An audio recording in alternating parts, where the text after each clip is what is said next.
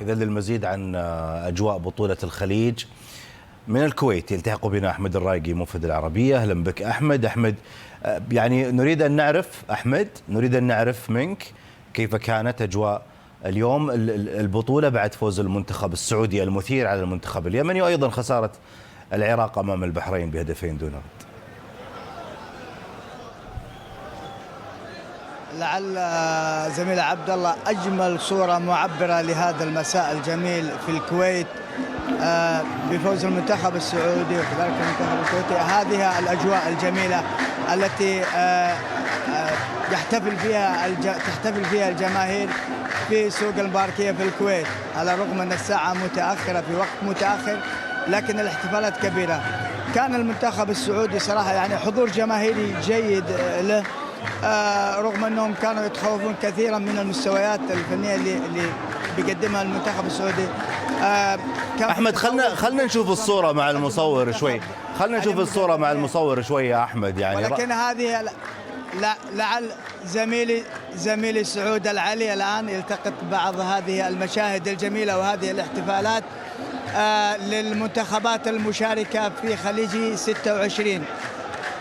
نشاهد أعلام الدول المشاركة. صراحة الاحتفال مو مقتصر على منتخب معين أو رابطة منتخب معين، كل دول الخليج تحتفل هنا في سوق المباركية.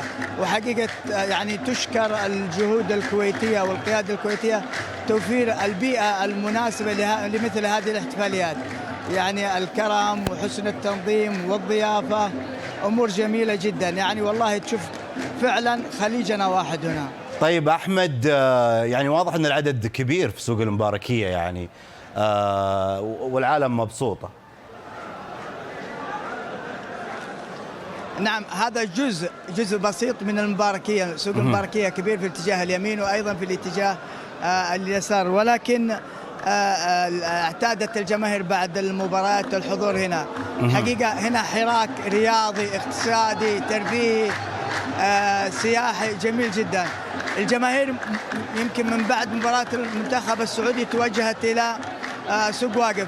هذه الأفراح كانت في وقت باكر جدا. أي نعم. أيضا بعد نهاية مباراة المنتخب البحريني والعراقي توجهت الجماهير إلى هنا للاحتفاء.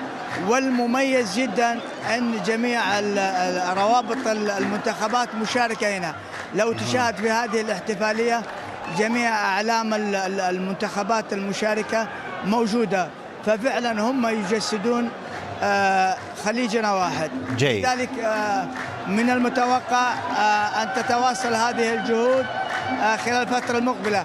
كان كثير صراحة عندهم تخوف، خاصة جماهير الخليجي 26، جماهير قاطبة وصناع القرار وأنصار المنتخبات، أن المنتخب السعودي يقادر مبكرا، لأن الجمهور السعودي له بصمة كبيرة جدا في مثل هذه الاحتفالات أو مثل هذه البطولات.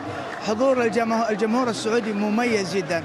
يمكن يعني من الأشياء الجميلة أيضا احنا تابعنا روابط المنتخبات تغني بأهازيج الأندية السعودية والمنتخبات السعودية في المدرجات. اليوم الصراحة صورة جميلة جدا ولحمة قوية جدا جسدها خليجي 26 في الكويت بوجود المنتخبات الخليجية هنا.